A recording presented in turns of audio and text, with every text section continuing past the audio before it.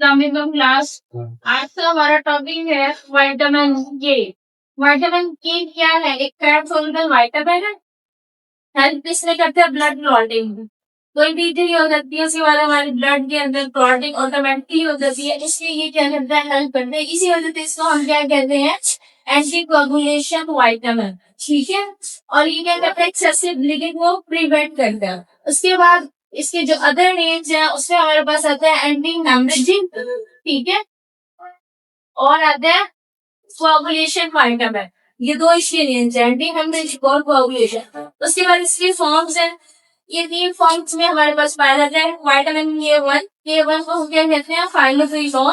और ये जो ग्रीन प्लांट्स होते हैं उनके अंदर पाया जाता है। ठीक है। सेकंड है विटामिन के2, जिसको हम क्या कहते हैं? मेनाक्विनोन। और ये कहाँ पे प्रोड्यूस होता है? इंटेस्टाइनल बैक्टीरिया से प्रोड्यूस होते हैं, जो कि कौन सा बैक्टीरिया? इकोलाई। ठीक है। ये थर्ड फॉर्म है हमारे पास मेनाडिओन। ये एक सिंथेटिक फॉर्म है, बेसिकली जो ह्यूमंस लोग बनाते हैं। ठीक है। और इसकी फंक्शन की तरफ चलते हैं तो सबसे पहले आता है ब्लड क्लॉटिंग। ब्लड क्लॉटिंग में अगर आप लोग ने एंटी कोगुलेशन पढ़ा हो तो उसमें कुछ फैक्टर्स होते हैं जो ये हेल्प करते हैं ब्लड क्लॉटिंग में। ठीक है। वो विटामिन ए पे डिपेंड करते हैं। अब ये जो ब्लड क्लॉटिंग में क्या है? ब्लड क्लॉटिंग फैक्टर्स जो है वो प्रोड्यूस करवाता है। कौन से फैक्टर्स हैं? फैक्टर 2, फैक्टर 7, फैक्टर 9 और फैक्टर 10। ठीक है। कोई भी इंजरी हो जाती है ब्लड क्लॉटिंग में ये फैक्टर्स इन्वॉल्व होते हैं। ठीक है। देन है हमारे पास हेल्प्स इन लीवर। यहाँ भी क्या करता है? लीवर को एक्टिवेट करते हैं, इसके अंदर क्लॉटिंग प्रोटीन्स को एक्टिवेट करते हैं एक प्रोसीजर के अंदर, जिसको हम क्या कहते हैं? Gamma carboxylation. ठीक है। फिर थर्ड हमारे पास आता है कि जो विटामिन के1 है वो पार्टिसिपेट करता है इलेक्ट्रॉन ट्रांसपोर्ट के अंदर और फोटोसिंथेसिस के अंदर। ठीक है। देन हमारे पास आता है इसका रोल है सेलुलर रेस्पिरेशन के अंदर भी।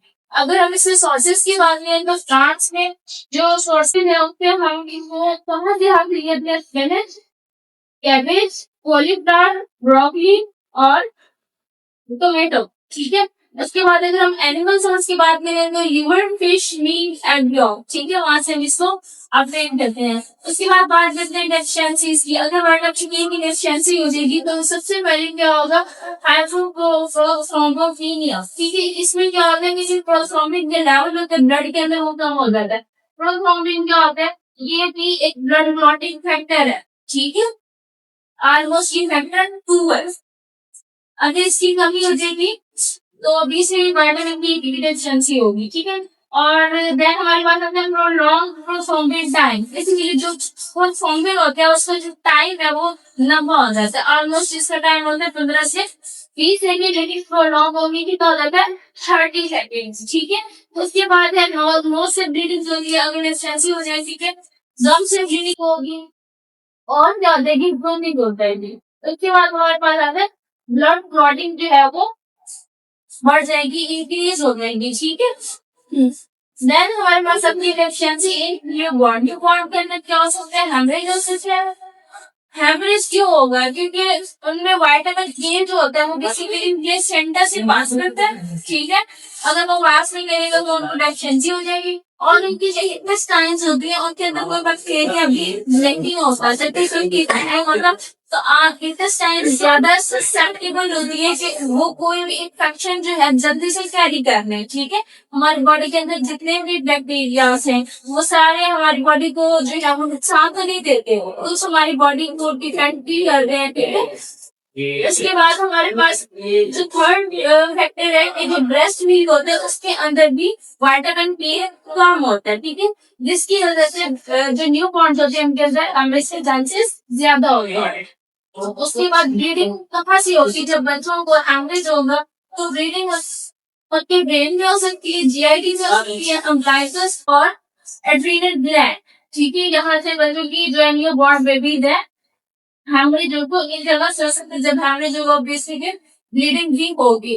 उसके बाद विटामिन के एंटागोनिस्ट। अब ये जो ड्रग्स है ये विटामिन के की एक्टिविटी को कम कर देंगे। तो कौन सी है? वारफेरिन, डाइकोमेलोन और टर्मेरिन। ठीक है। अब ये हम यूज करते हैं ब्लड अनवांटेड जो ब्लड क्लॉट होता है ना उसको प्रिवेंट करने के लिए। ठीक है। उसके बाद टॉक्सिसिटी क्या होती है कि कोई भी विटामिन है अगर वो ज्यादा आपकी बॉडी के अंदर एक्सेसिव हो जाएगा तो क्या बॉडी रिएक्ट करेगी, ठीक है। अब यहाँ में विटामिन के की टॉक्सिसिटी अगर हो जाएगी तो क्या होगा, सबसे पहले हिमोलाइटिक एनीमिया होगा। हिमोलाइटिक एनीमिया क्या होता है, पढ़ा सामने। हिमोलाइटिक एनीमिया क्या होता है, इसकी